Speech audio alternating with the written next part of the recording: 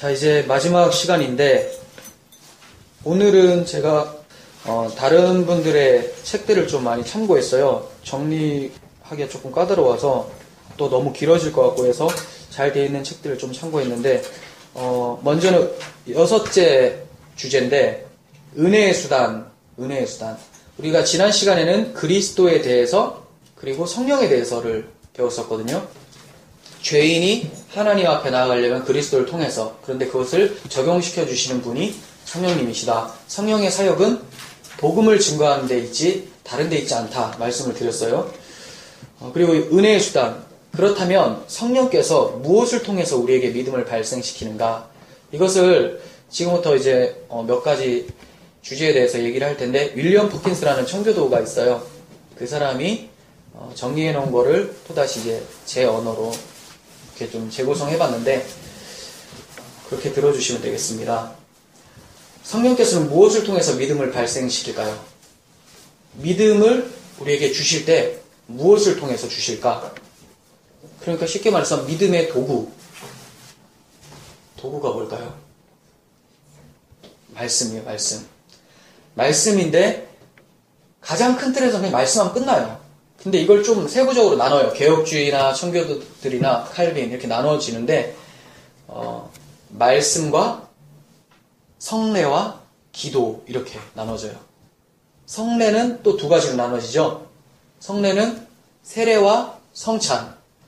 그러면 결국은 말씀, 성례, 기도인데, 그럼 기도는 제가 처음에 말씀 하나로 끝난다고 했는데 왜 말씀 하나로 끝나냐, 이 세 가지인데, 이 세 가지가 바로 하나, 말씀을 얘기하는 거예요. 하나씩 살펴드리면, 우리는 하나님의 먼저 말씀을 어디서 듣게 됩니까? 어디서? 성경을 통해서 알게 되죠. 성경을 통해서 알게 되는데, 하나님께서는 개인적으로는 우리가 성경 묵상을 할 때 묵상을 통해서 주시죠.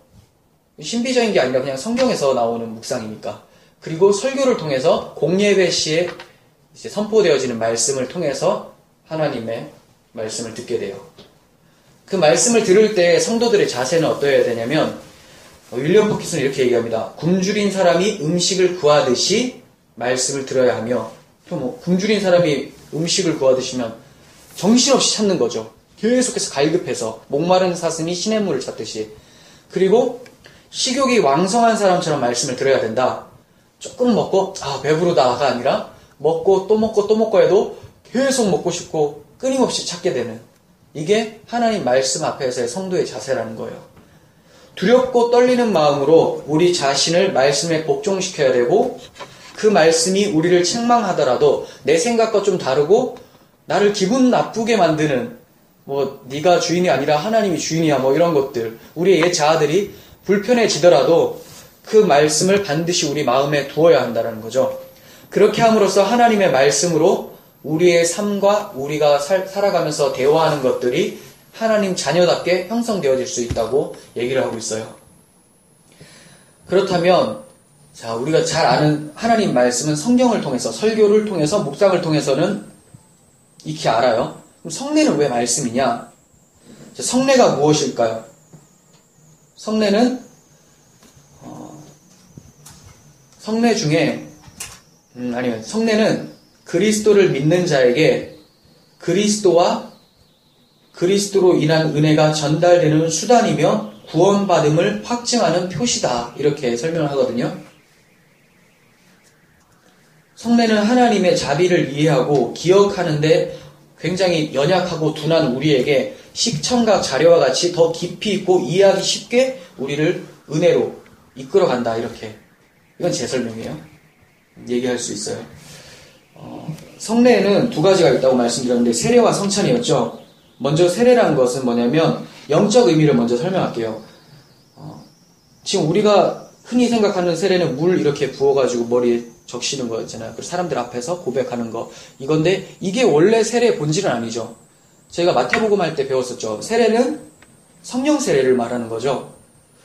세례라는 것은 위에서 무엇이 쏟아져 내리는데, 그것이 압도적으로 나를 짓눌러서 나의 모습이 사라지고 그 위의 것으로 하나 되는 것, 그러니까 물이 쏟아지면 물세례, 물이 다 침잠돼서 내가 사라지고 완전 물 안에 잠식되는 게 물세례인데, 이제 성령 세례는 뭐냐면 성령께서 우리에게 오실 때 압도적으로 우리를 다 눌러서 성령 안에 가게 만들어 버린다는 거죠. 그러니까 우리가 물에 심판받으면 어떻게 돼? 물이 엄청 많이 쏟아져 내면 죽잖아요. 다 죽죠. 그래서 완전 우리의 옛 모습을 죽이는 것. 이게 첫 번째 세례의 의미고, 또 하나는 물로 완전히 깨끗하게 씻어버린다는 의미가 있어요. 그래서 성령으로 인해서 우리의 옛 자아들은 다 불살라버리고 깨끗하게 해서 새 모습으로 만들어낸다. 이게 세례거든요. 그러니까 거듭남이라는 단어가 있잖아요. 이게 세례의 의미예요. 거듭남. 그런데 우리가 그러면 왜 성례식, 예식에서, 교회에서 하는 예식에서 이 세례를 하는 건가? 영적 의미만 있으면 되는데, 하나님께서는 우리가 연약하기 때문에 눈에 보이는 시청각 자료를 통해서 믿음을 더 견고하게 할 수 있도록 은혜의 방편으로 우리에게 제정하신 거예요. 그게 뭐냐면 세례식을 이렇게 사람들 앞에서 하게 되죠. 세례는 그냥 하는 것이 아니라 자기만 세례 받고 목사하고 단둘이서 하는 것이 아니라 모든 성도들 앞에서 공적으로 나와서 하나님과 그 세례자 사이에 신앙 고백을 통해서 목사가 세례를 베풀어서 세례 교인으로 되거든요. 그 세례를 받은 자는 이제 정식 교회에 등록이 되는 거예요. 교인, 세례 교인. 세례할 때 신앙 고백을 한다고 했었죠. 그러니까 그 신앙 고백, 복음 안에 있는 것을 확인을 하고 이제 이 사람은 진짜 성도입니다라고 공식적으로 얘기를 하는 거죠. 그렇지만 그게 100% 맞을 수는 없죠. 왜냐하면 그건 우리의 기준이고 하나님 기준에서는 그 고백이 가짜일 수도 있는 거죠. 그렇지만 우리는 최대한 우리가 확인할 수 있는 데까지 최선을 다해서 확인 절차를 거치고 하나님 교회에 등록을 시켜야 돼요. 왜냐하면 교회는 두 가지가 있어요. 이 세상을 살아가는 지금 우리 밝은빛 교회 같은 교회를 가견교회라고 해요. 눈에 보이는 교회. 그리고 불가견 교회, 불가시 교회라고 하는데 눈에 보이지 않는 교회. 그 교회는 천상의 교회예요. 완성된 하나님 나라 안에 있는 교회. 그러면 그 교회 안에는, 천상의 교회 안에는 우리 교회도 들어있죠.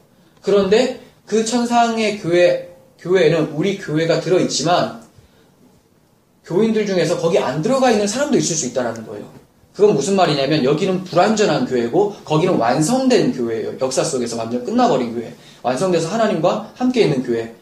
근데 우리는 분별을 할 수가 없는 거죠.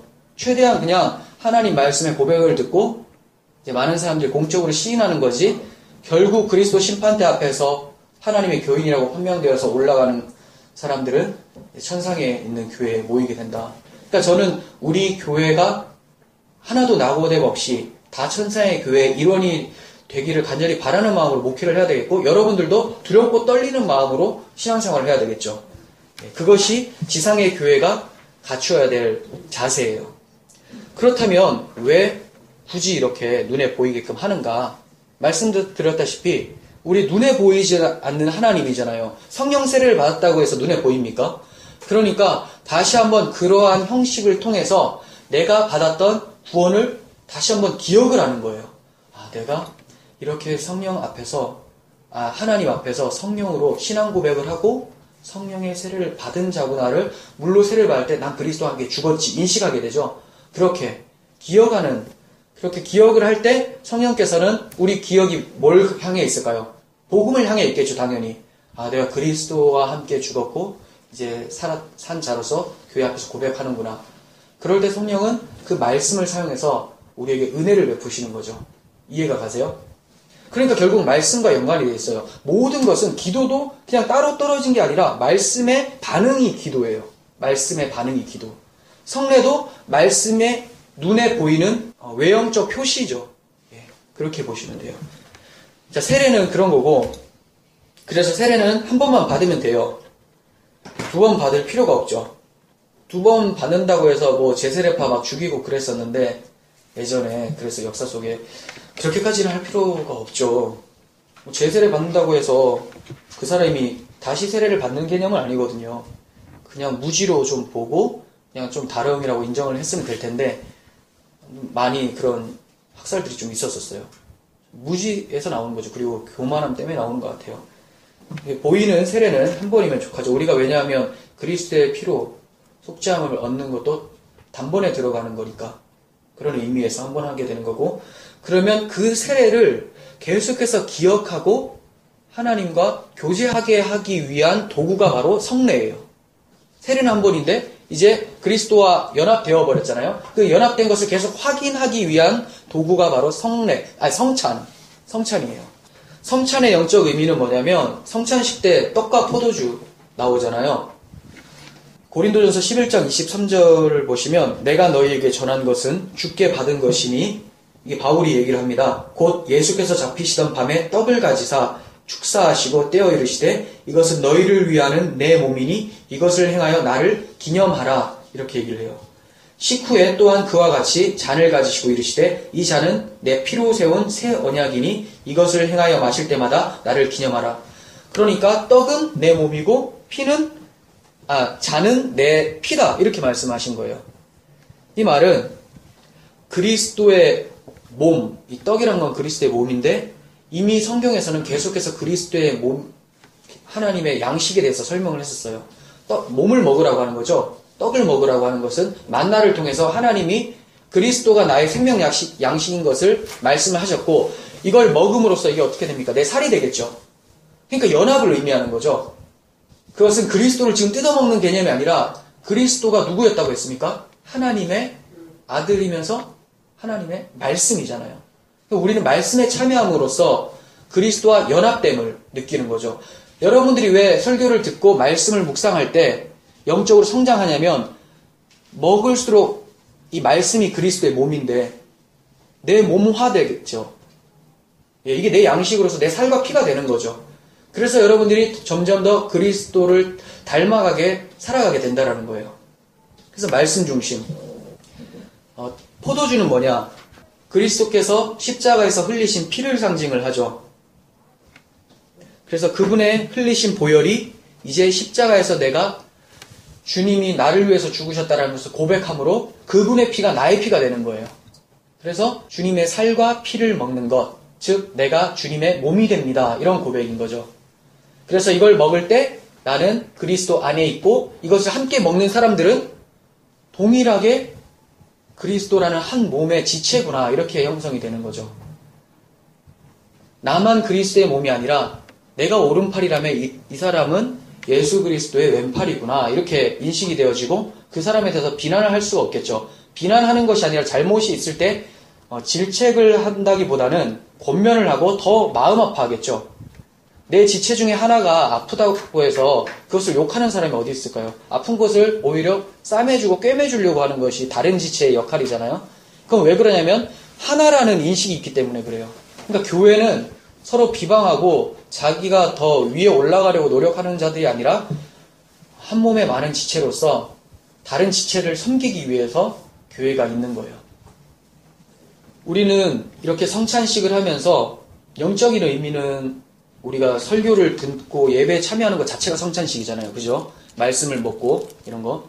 근데 눈에 보이는 성찬식, 함께 식사하는 것을 통해서 이제 우리가 그리스도의 몸된 공동체구나 인식하게 되고, 그리고 이걸 인식하려면 반드시 전제가 있어야 되겠죠? 내가 십자가 복음으로 인해서 그리스도의 몸과 연합이 되었구나. 이걸 인식하다 보니까 성령께서 그것을 사용하는 거예요. 그래서 은혜를 더하게 하는 거예요. 그러니까 성찬식도 보이는 말씀인 거죠. 루터는 이거를 성찬식을 기념설로 얘기를 했어요. 그냥 단지 기념만 한다. 여기 기념이라고 했으니까 생각만 한다. 그리고 카톨릭에서는 화채설이라고 했어요. 화채설은 뭐냐면 이 떡이 진짜로 눈에 보이는 이 떡이 밥을 먹잖아요. 이 밥이 정말 그리스도의 살이다. 이렇게 변한다. 성찬식을 할 때. 신비주의죠. 신비주의죠. 이상한 행동이죠. 이 포도주가 진짜 피의 맛은 포도주인데 진짜 피다. 그리스도의 피가 되는 것이다. 이렇게 상징을 하죠. 그래서 그게 화채설, 변화된다고. 몸으로 변화된다. 화채, 변화할 화, 몸체자에서 몸으로 변화된다. 근데 칼빈은 영적 임재설을 주장을 했어요. 이게 가장 타당하다고 봐요. 영적 임재설은 뭐냐면 기념설도 맞는 것 같지만 그냥 기념하는 것을 그치는 것이 아니라 기념을 할 때 성령께서 그 기억을, 말씀에 대한 기억이죠. 복음에 대한 기억을 나에게 강하게 은혜로 바꾸어 내신다라는 거죠. 이 말씀이 나에게 힘이 되고 살이 될 수 있도록. 이해가 가세요? 그래서 은혜로 허락하신다라는 거예요. 그냥 생각만 하고 주님이 나를 위해서 죽으셨지 해서 또 끝나는 것이 아니라 죽으신 것이 나에게 은혜로 다가올 수 있도록 만들어내신다라는 거죠. 조금 다 말장난 같지만 조금이라도 좀 더 그 은혜의 방편을 잘 설명해내기 위한 열심이었다고 좀 보시면 좋을 것 같아요. 누가 그거 잘못 말했더니 이단이다 이렇게 보시는 거는 아닌 것 같고 다 훌륭한 분들이니까 생각하시면 될 거예요. 그리고 또 하나 믿음을 강화시키는 수단이 뭐가 남았죠? 말씀과 성례와 기도가 있어요. 우리가 기도를 오늘 했었는데 분향단을 하면서 기도란 그리스도의 이름으로 하나님과 대화하는 거죠. 굉장히 그냥 보편적으로 쉽게 설명하면 그리스도의 이름 하에 하나님과 대화하는 것. 그리스도의 이름으로 기도한다라는 말은 이미 그리스도와 연합이 되었다는 것이 전제가 된 것이고 그렇다면 복음에 대한 이해와 묵상이 전제된 상태여야지만 그 말씀을 통해 대화하게 되는 것을 의미하겠죠. 이해가 되세요? 너무 길었나요, 문장이? 내가 주님의 이름으로 기도합니다 라고 했는데 왜 주님의 이름으로 기도합니까? 주님의 이름이 내 이름이 됐기 때문에 그 얘기를 하는 거거든요. 이게 말만 그게 아니라 주 예수의 이름으로 기도한다는 말, 내가 그리스도와 함께 십자가에서 죽었고 같이 살았기 때문에 이제 나는 더 이상 단독적인 내가 아니라 그리스도 안에 있는 주 안에 있는 나기 때문에 내 기도는 무조건 그리스도의 기도다 이 얘기예요. 그러려면 십자가 복음의 묵상이 먼저 들어오겠죠. 거기에 대해서 반응하는 것이 기도라는 거예요. 하나님 앞에 입을 여는 거죠. 기도하게 될 때는 이런 것들에 대해서 구할 필요가 있습니다. 먼저는 하나님께 영광이에요.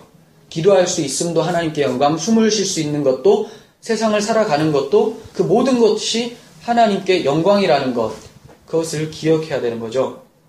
두 번째는 하나님께서 심령을 지배해 주시기를 구해야 돼요. 기도할 때 교만하게 하나님 내가 이걸 해보겠습니다 이런 것이 아니라 하나님이 없으면 나는 손가락 하나도 움직일 수 없는 자인데 우리 하나님의 은혜 때문에 내가 오늘도 숨을 쉬며 기도하며 살아갑니다. 이렇게 고백을 하는 것. 그러니까 나를 주님 나라 갈 때까지 꼭 붙잡아 주시고 기도하는 이 시간에도 성령 밖으로 벗어나서 기도하지 않도록 도와주세요. 겸손한 상태에서 기도가 나와야 되겠죠. 세 번째는 하나님의 뜻을 행할 수 있도록 기도를 하되 자기의 욕망을 위해서는 기도하지 않도록 해야 돼요. 이거는 아까 설교 시간에 말씀을 드렸어요. 그리고 네 번째는 이 땅에서 필요한 것과 관련해서 하나님의 섭리에 자신을 맡길 수 있도록 기도해야 돼요. 얼마 전에 질문이 왔었잖아요. 정말 우리가 먹고 사는 것 이런 거 입고 이런 것들 기도해야 됩니까? 기도해야 되죠. 그런데 기도를 하는데 걱정이나 근심 때문에 기도하는 것이 아니라 이 모든 것은 하나님 섭리 가운데 있기에 하나님께서 나에게 필요하다면 반드시 주실 줄을 믿습니다. 근데 내가 필요한지 아닌지는 모르잖아요. 모르니까 일단 구하는 거죠. 하나님 주세요. 근데 안 주시면 거기에 대해서 하나님 필요 없으셨기 때문에 안 주셨구나. 이것에 대해서 감사 고백을 하는 것이고 주시면 기도의 응답에 대해서 또 감사하고 주셨구나. 예. 우리가 기도를 했더니 하나님의 마음이 움직인다라고 생각하시면 안 되고 하나님이 무엇을 주시려고 하는데 반드시 성도의 기도를 통해서 주시려고 하는 것을 믿으셔야 돼요. 이해가 가세요? 그냥 주시면 몰라요. 이게 교만해가지고 우연의 일치고 내가 받았다라고 생각을 하는데 하나님 무엇을 주실 때 항상 네가 나한테 구해라. 원래 줄 건데 기도해서 주려고 하는 거죠. 그래야지 우리가 하나님을 인식하게 되고 날마다 그분을 의지해 가니까. 그러니까 우리는 무조건 그냥 기도하면 돼요. 계속. 세세한 것 하나하나 모르니까 기도하고 그렇지만 하나님 이거는 구별해야 돼요. 이게 정말 내 욕망을 위해서 구하는 건가? 지금 내가 하나님 앞에 하나님 쌀 좀 주세요 했어요. 내가 지금 목숨을 연명하고 싶어하는 이유가 뭔가 다른데 야망을 위해서 지금 연명을 하려고 하는 건가? 이런 것들은 생각하면서 먼저 복음이 묵상되면 그런 게 생각이 다 끊어지겠죠. 그리고 나서 기도해야 된다는 것을 말씀드리는 거죠. 기도는 설명하기도 어렵고 하기도 어려운 이런 거. 그렇지만 기도의 양이 줄고 기도 시간이 줄어들면 하나님이 굉장히 초월자로만 생각돼요. 하나님께서 다 하시겠지. 시간 밖에 하나님. 나와 동행하고 계시는 그 역사 속에서 동행하고 계시는 그 하나님에 대한 인지는 굉장히 떨어져요. 그래서 이 세상을 살아갈 때 굉장히 방탕하게 살거나 영세주의적으로 살게 되죠. 하나님은 초월의 하나님이신가 동시에 그 초월자가 시간 속에 들어오셔서 함께 일하시고 계시는 하나님이시기도 해요. 네. 그렇기 때문에 우리는 기도를 통해서 하나님의 동행하심을 체험할 수 있어야 되겠죠. 그리고 또 기도할 때는 우리 잘못들이 막 생각나잖아요. 죄책감에는 벗어나되, 네? 죄책감에서는 벗어나되 죄의식에 대해서는 민감할 수 있도록 기도해야 돼요. 죄책감은 죄를 내가 책임지겠다라는 거죠. 그거는 이제 율법주의예요. 행위주의. 죄책감에서 벗어나는 것은 복음 안에서 자유함을 얘기를 합니다. 아, 내가 이제 더 이상 정죄함이 없구나. 감격함. 근데 죄의식에는 굉장히 민감해야 되는 게 뭐냐면 하나님께서 그 싫어하는 죄 때문에 예수를 죽이셨는데 내가 그거에 대해서 둔감하다면 그리스도를 가슴에 품은 자로서 할 수 없는 행동이겠죠. 그러니까 죄에 대해서는 민감하되 내가 그 죄 지은 거에 대해서 막 무섭고 심판받으면 어떻게 하나 이런 두려움은 사라져야 된다는 거예요. 대신 죄에 대해서는 죄를 짓고 나서는 괴로움이 있죠. 그거는 심판받을까봐에 대한 두려움이나 괴로움이 아니라 하나님의 아들이 이것 때문에 나를 위해서 죽으셨는데 그럼에도 불구하고 내 속에서 이러한 모습들이 나타나는 것에 대한 탄식이죠. 이렇게 보시면 우리의 영혼은 이미 그리스도 안에 있습니다. 그리고 여섯 번째는 하나님의 능력으로 모든 유혹에 대항할 수 있도록 기도해야 돼요. 하나님의 능력으로 모든 유혹에 대해서 대항할 수 있도록. 유혹은 여러 가지가 있겠죠. 돈의 유혹, 명예의 유혹, 그리고 비리 이런 것들의 유혹, 간음에 대한 유혹, 교만함에 대한 유혹 여러 가지가 있는데 이건 처음에 말씀드렸다시피 성령이 아니고서는 나는 이것을 이길 수가 없는 존재입니다. 늘 하나님의 은혜가 있어야 됩니다라는 겸손한 마음에서 출발되는 기도예요. 그래서 주님 나라 갈 때까지 끝까지 내가 싸우는 것이 아니라 주 안에서 내가 싸워 이길 수 있도록 해달라고 기도해야 되는 거죠. 예, 이렇게 은혜의 방편은 세 가지예요. 이 세 가지를 잘 붙들어야 되겠죠. 가장 잘 붙들려면 먼저 선행되어야 될 것은 말씀이에요. 말씀에 대한 반응이 기도니까요. 그러니까 말씀은 많이 듣고 말씀에 은혜 받았다고 하는데 거기에 대한 반응이 안 나온다면 그 말씀이 사장돼 버린 거죠. 말씀이 열매를 맺지 못한 거죠. 성령께서 말씀으로 들어오셨으면 성령께서 말할 수 없는 탄식으로 우리를 위해서 간구하시기 때문에 그것에 대한 외적 표현인 기도도 나오게 되는 것이죠. 그리고 그것에 대한 외적 표현인 성례는 교회에서 공동체적으로 보이는 표식으로 진행을 하는 거예요. 이해가 가시죠? 이 세 개를 잘 붙들어야 돼요. 그러려면 예배를 빠지면 안 되겠죠. 그리고 혼자서도 묵상할 수 있겠지만 하나님께서 이따 또 설명하겠지만 각자의 직분자에게 또 은사를 주시고 또 교회 안에서 공동체 가운데서 나눔을 통해서 성령 밖으로 말씀 밖으로 넘어가지 않도록 도와주시는 차원에서 교회를 허락해 주셨는데 그 교회를 등한시하게 된다면 우리는 오류에 빠질 수 있는 그 위험이 엄청 커진다라는 거예요. 네. 자, 다음은 7번째인데 종말에 대해서예요. 네, 7번째 종말에 대해서인데 이것도 윌리엄 퍼킨스를 참고해서 말씀드릴게요. 이 세상에서의 짧은 인생이 지나간 다음에 무엇이 뒤따라옵니까? 자, 아라 성도님, 우리의 인생이 딱 지나가면 이제 뭐가 찾아와요? 그렇죠. 너무 쉬운 거를. 죽음. 그러면 죽으면 우리는 어떻게 됩니까? 자, 먼저 어떻게 될까요? 뭐가 분리가 일어나요?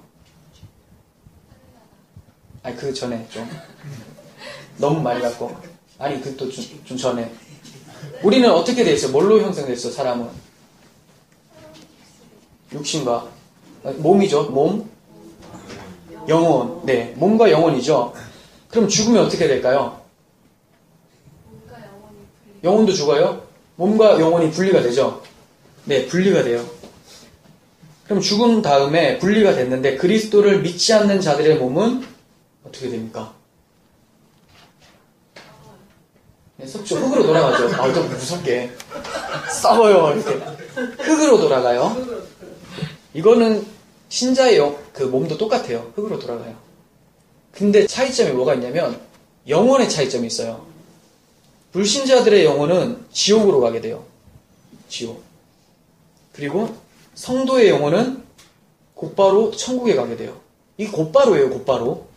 이게 뭐 영혼 수면설 이런 것들도 있거든요.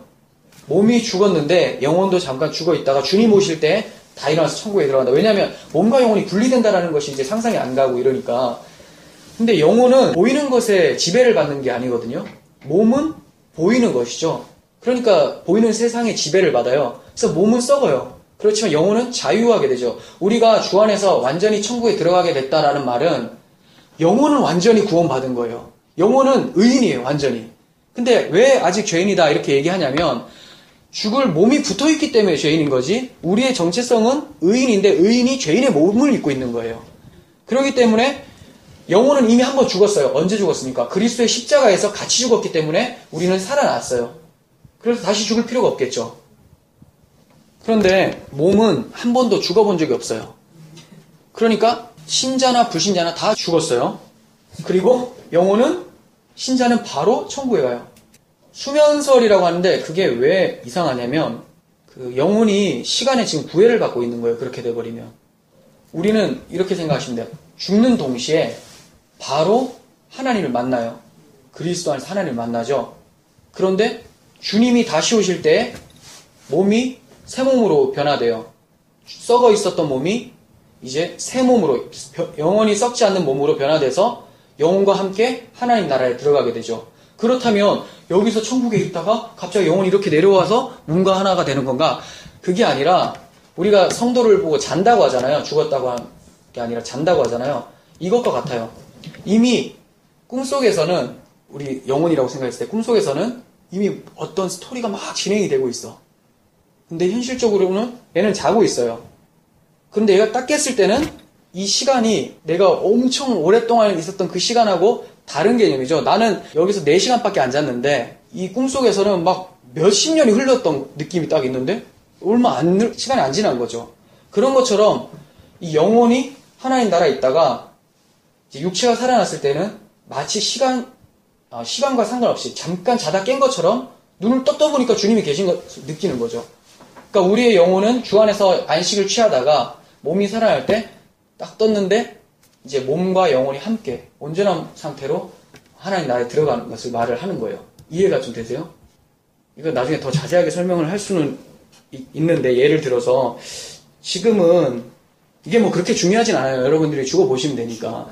그죠? 아무리 설명해봤자 느낌은 좀 다를 수 있거든요. 그때 김 목사 얘기하고 좀 틀렸다라고 할 수 있어요. 저 안 죽어봐서 모르는데 최대한 논리적으로 설명하다가 여기까지 가는 거지 100% 정답이라기보다는 뭐 설명을 할 수 있는 데까지 하는 겁니다.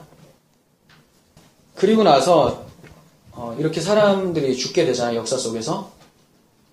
그러면 언제까지 자고 있느냐? 주님이 오실 때까지, 다시 오실 때까지요. 주님이 다시 오시는 것을 부정하는 사람도 엄청 많아요. 많습니다. 정말 많아요. 저도 좀 놀랬었는데 온라인에도 많고, 영지주의자들도 그렇고. 이미 우리는 다 부활했고 영혼만 생각을 하는 거죠. 주님은 다시 안 온다. 지금 주님이 다시 온다라고 생각하는 사람들은 거듭나지 못했다 뭐 이렇게 얘기를 하는데 그건 그 사람들 생각이고, 성경에서는 얘기를 하고 있어요. 주님께서 마태복음 24장 31절에 그가 큰 나팔소리와 함께 천사들을 보내리니 그들이 그의 택하신 자들을 하늘 이 끝에서 저 끝까지 사방에서 모으리라, 이렇게 얘기합니다. 큰 나팔소리와 함께 천사들을 보내면서 온 세상에 있는 사람들 다 모으신대요. 다 모아서 어디에 설까요? 그리스도의 심판대 앞에 서요. 모든 사람들이 다 심판대 앞에 서요. 성도도. 여기 또 나눠져요. 성도는 심판대 앞에 안 선다 이러는데 그냥 선다고 생각하시면 돼요. 성경에서는 선다고 이렇게 나와요.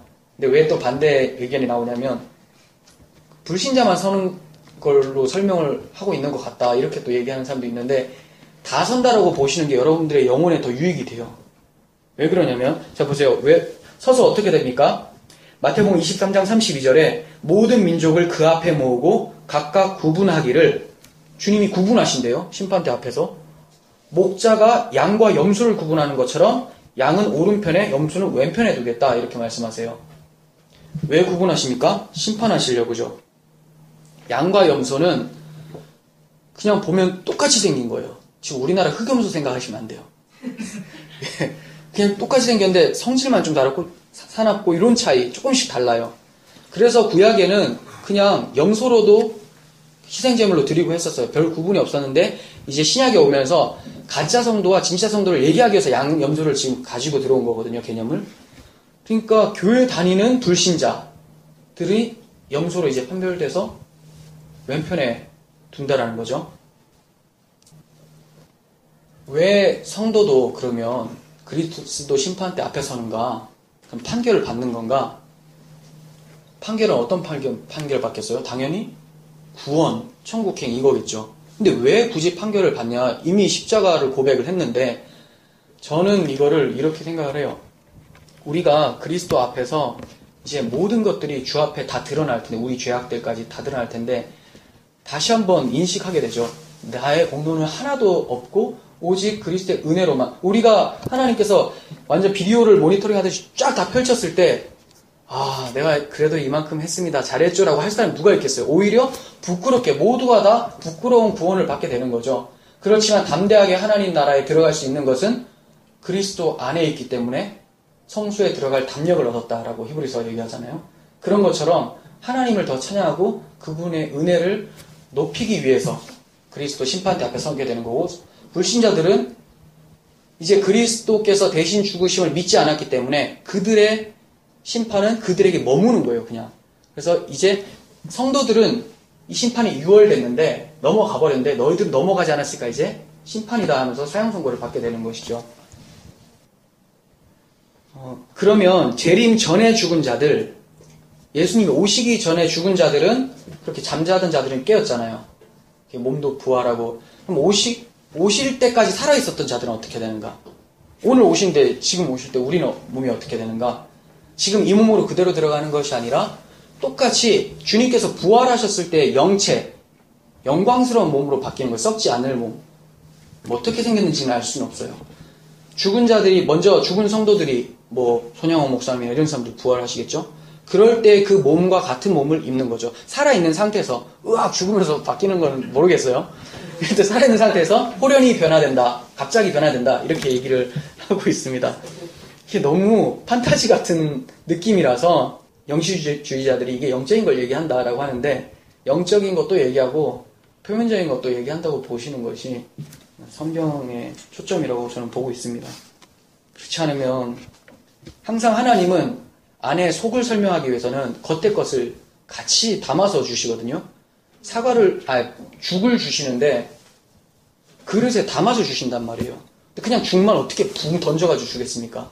그런 것처럼 우리가 천국에 들어가는 것도 이미 주 안에 영적으로 천국이 완성됐지만 완성된 외형의 천국도 우리에게 허락하시는 거죠. 그렇게 해서 그 영적인 그 안에서, 그 외형적인 천국 안에서 영적인 것을 함께 누려가면서 사는 것이지, 영적인 것만 하면 그게 이제 영지주의예요.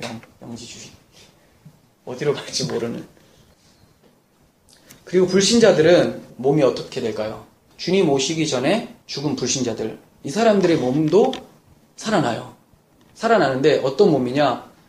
이 사람들의 몸은 구원받기 위한 살아남이 아니라 심판받기 위해서 살아나는 몸이에요. 그러니까 육체적 고통이 따른다라는 것을 얘기하기 위해서 살리는 거예요. 그러니까 굉장히 무서운 거죠. 그렇게 해서 영원히 죽지 않는 몸이 똑같긴 한데 목적이 달라요. 그 고통 속에서 영적 고통은 이미 일어났죠. 영적 고통은 뭐냐면 하나님과 단절된 고통이에요. 그 고통을 이 세상 살아갈 때는 잘 몰라요. 못 느끼는데 죽고 나면 느끼죠. 그건 뭐냐면 우리 성도들은 이 세상에서 하나님과 영적으로 분리되는 게 얼마나 끔찍한지를 어느 정도 느끼면서 배우면서 살아가거든요. 왜냐하면 이 세상에 하나님 믿기 전에 우리의 모습들이 그 욕망을 위해서 달려가고 이랬던 자기 추구 이런 것들이 얼마나 끔찍했는지를 느껴지잖아요. 근데 그것이 완전하게 확연하게 보여지는 거죠. 그 상태로 지옥은 하나님과 분리된 상태로 계속 살아가게 돼요.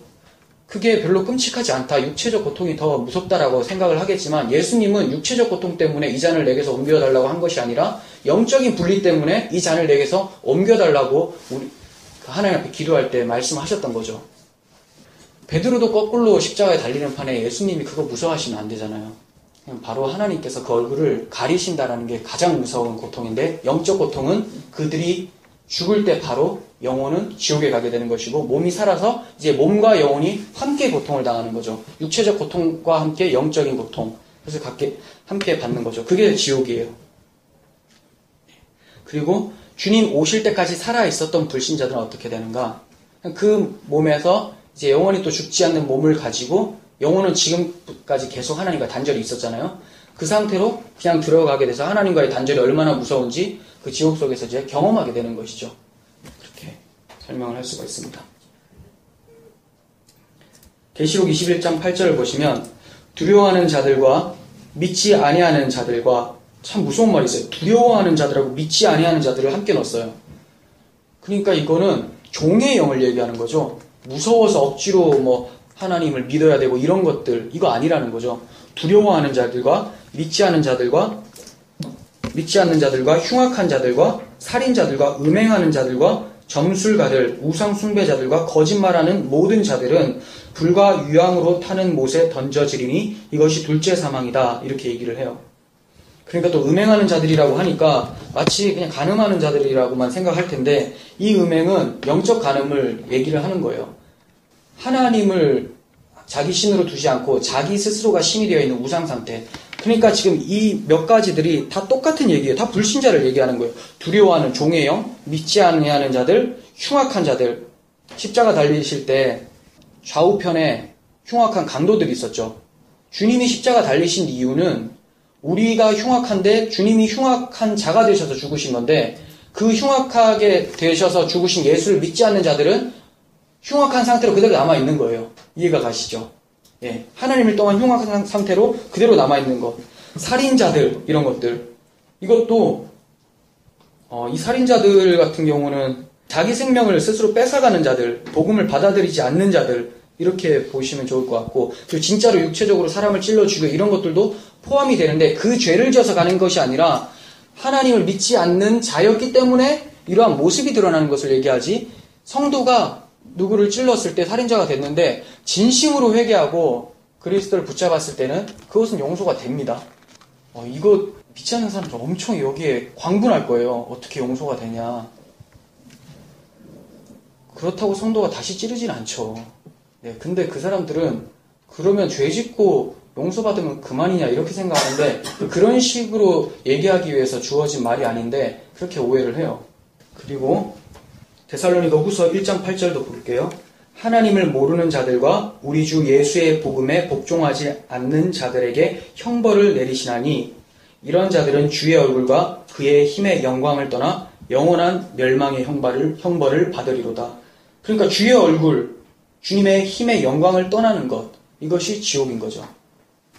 자기 힘으로 사는 것, 그리고 하나님의 얼굴이 가려지는 것. 자, 마지막으로 8번째 교회에 대해서 설명을 해드릴게요. 이건 굉장히 간단한데 굉장히 짧게 설명을 해드리면 주님께서는 내적으로 우리를 다스리잖아요. 근데 이것으로 끝나는 것이 아니라 외적인 도움도 우리에게 주셨어요. 왜냐하면 우리가 힘이 없는 인간이기 때문에 외적인 도움도 우리에게 주셨다라는 거예요. 그래서 교회가 필요해요. 하나님께서는 교회에 목사와 교사를 주심으로써 우리를 세워가세요. 목사와 교사는 가르치는 직분인데 이렇게 보시면 돼요. 교회 안에서도 가르치는 직분들은 여러 사람들이 있었지만 목사는 이제 그 목양까지 하면서 가르치는 사람들, 그 사람들의 형편이나 이런 것들 돌보면서 말씀만 전하는 자들이 아니라, 그래서 그걸 목회라고 하죠. 그래서 목사라고 하고, 목사는 또 교사임과 동시에 장로기도 해요. 이건 직분이라서 잠깐만 설명해 드릴게요. 장로라는 큰 직분 안에 가르치는 장로가 있고 다스리는 장로가 있어요. 가르치는 장로는 목사예요. 그리고 다스리는 것도 겸하죠. 근데 그냥 다스리는 장로는 치리 장로로서 우리가 지금 뭐 장로님 할 때 그 장로님들 얘기하는 거죠. 근데 이걸 또 착각해서 장로님들도 막 설교할 수 있다라고 하는데, 뭐 하셨는데 그러니까 질서가 있어야 되는 거죠. 그리고 못하세요. 잘 설교를 못하시기도 하고, 하나님께서는 교회를 세워가실 때 이 공동체이기 때문에 질서를 생각을 하시거든요. 그래서 거기에 맞는 은사들을 주세요. 그리고 섬기는 사람들에게는 섬길 수 있는 은사들을 또 따로 주세요. 그 시기에 거기에 맞는 일을 할 수 있도록 하나님께서 은혜를 베푸신다라는 거죠. 그 은사가 어떤 신비적인 이런 것들을 말하는 것이 아니라 그것에 대한 재능들을 허락해 주신다라는 것이죠. 그렇기 때문에 질서 차원에서 목사가 이제 설교를 하고 있는 것이고, 또 교사는 또 동일하게 복음을 전할 수 있어요. 그렇지만 공적으로 하는 것이 아니라 이제 그 질서 안에서 이렇게 소그룹으로 가르치고 이렇게 할 수 있는 것이죠. 교회 안의 성도의 교제는 다양한 은사를 통해서 이루어져요. 그러니까 하나님께서는 모든 성도들에게 은사를 주셨어요. 그 은사는 섬김의 은사, 가르치는 은사, 그리고 또 뭐가 있겠죠. 계획 잘 짜서 전체적으로 통일성 있게 리더십 같은 그런 은사들도 있겠고 여러 가지가 있을 거예요. 이런 은사들을 통해서 성도 안에 교제가 이루어지도록 만들어 주세요. 사랑의 은사라고 하는데 사랑은 은사가 아니에요. 큰 틀에서는 은사인데 사랑은 다 가지고 있는 거예요. 다. 왜냐하면 그리스도 안에 하나님의 사랑을 간직한 자이기 때문에 이건 따로 뭐가 주어지는 게 아니라 예수 믿는 자들은 다 사랑이 있어요. 그러니까 우리는 그 열매 보면 알죠. 그리스도인인가 아닌가는 어느 정도 보이는 거죠. 교회는 믿음을 일으키고 성장시키기 위해서 외적인 도움으로 주님께서 주셨어요. 어머니가 자녀를 잉태하고 출산을 하고 젖을 먹여서 양육을 시키잖아요. 이런 것처럼 교회는 어머니로서의 역할을 해요. 말씀으로 양육하고 또 말씀으로 출산하고 믿지 않는 자들을 또 믿게 하고 또 말씀으로 양육하고 이렇게 세워가는 것이죠. 이와 같이 구원을 위해서 교회는 성도를 말씀으로 낳고 양육하는 어머니의 기능을 하게 되고, 이러한 기능은 전적으로 성령을 통해서 일어나는데 그분의 역사 아래 각자의 직분자들을 통해서 세워가게 되는 거예요. 이해가 가시죠? 그러니까 목사가 자기가 잘나서 뭘 하는 것이 아니라 모두가, 교회는 성령이 이끄는데 성령이 이끄는 교회. 그런데 그 가운데서 하나님이 사람을 통해서 일한다라는 거죠. 그러니까 목사도 자기가 뭔가를 자랑하고 자기 공로로 돌린다면 더 이상 성령의 통제 아래 있지 않다라고 보시면 되는 거죠. 출교죠, 출교. 그냥 교만하면 안 되죠. 저한테 하는 말입니다. 하나님께서는 하나님의 백성을 한순간에 완전하게 하실 수도 있잖아요. 그렇지만 그렇게 하지 않고 교회 공동체를 통해서 서서히 그리스도의 장성한 분량이 충만한 데까지 이룰 수 있도록 교육을 시키기를 원하시는 거예요. 그래서 점점점 배워가고 연약한 사람들을 성도가 또 품고 사랑하고 하면서 계속해서 한 몸이 되어가는 것을 원하시는 것이죠. 우리는 하나님의 명령과 구원의 교리를 공손하게 받아들여야 합니다. 교육과 예배, 설교를 무시하는 것은 매우 위험하고 오류에 빠질 수가 있어요. 물론 그 설교가 성경과 위배된 말씀이라면 그 말씀에는 아멘할 수 없겠죠. 그것은 확실하게 분별을 할 수 있도록 여러분들도 말씀 묵상을 게을리해서는 안 돼요. 그런데 여러분들의 듣는 자세는 하나님께서 이 교회를 사랑하시고 하나님께서 이 교회를 목사가 잘나서가 아니라 이 교인 한 사람 한 사람 영혼을 사랑하시기 때문에 바른 말씀을 주신다라는 그 믿음 가지고 목사의 설교를 듣는 거죠. 그렇지만 날마다 그러한가 아닌가는 분별을 해야 되는데 그것이 비평하기 위해서가 아니라 말씀을 바로 적용시키기 위해서 그러한 분별이 있어야 된다는 거예요. 간절한 신념 가운데 받다 보니까 잘못된 건 걸러지는 거지 한번 어떻게 틀리나 한번 보자라고 했을 때는 절대 유익이 될 수는 없죠. 에베소서 4장 11절 그가 어떤 사람은 사도로 어떤 사람은 선지자로 어떤 사람은 복음 전하는 자로 어떤 사람은 목사와 교사로 삼으셨으니 이는 성도를 온전하게 하여 봉사의 일을 하게 하며 그리스도의 몸을 세우려 함이라. 우리가 다 하나님의 아들을 믿는 것과 아는 일에 하나가 되어 온전한 사람을 이루어 온전한 사람을 어떻게 이룬다고요? 하나님의 아들을 믿는 것과 아는 일에 하나가 될 때 온전한 사람이 이루어지는 거예요. 그리스도의 장성한 분량이 충만한 데까지 이르리니 이는 우리가 이제부터 어린아이가 되지 아니하여 사람의 속임수와 간사한 유혹에 빠져 온갖 교훈의 풍주에 밀려 요동하지 않게 하려 함이라. 교육의 목적이 나왔죠. 직분자를 세우는 목적이 나왔죠. 어린아이들처럼 믿음은 있지만 정신 못 차리고 세상 풍조에 밀려서 맨날 속고 세속적으로 살지 않도록 하나님이 도와주시기 위해서 교육을 하시고 말씀을 선포하신다는 거예요. 그래서 결국은 온전한 사람으로 그리스도의 형상을 드러낼 수 있는 하나님의 자녀들로 만들어내신다는 겁니다. 그러니까 우리는 모이기에 힘쓰며 또 서로를 위해서 기도하고 목사를 위해서 기도하며 직분자들이 그리스도 안에서 흔들리지 않을 수 있도록 날마다 기도할 때 직분자들만 서가는 것이 아니라 그들이 서갈 때 교회는 건강하게 서가겠죠.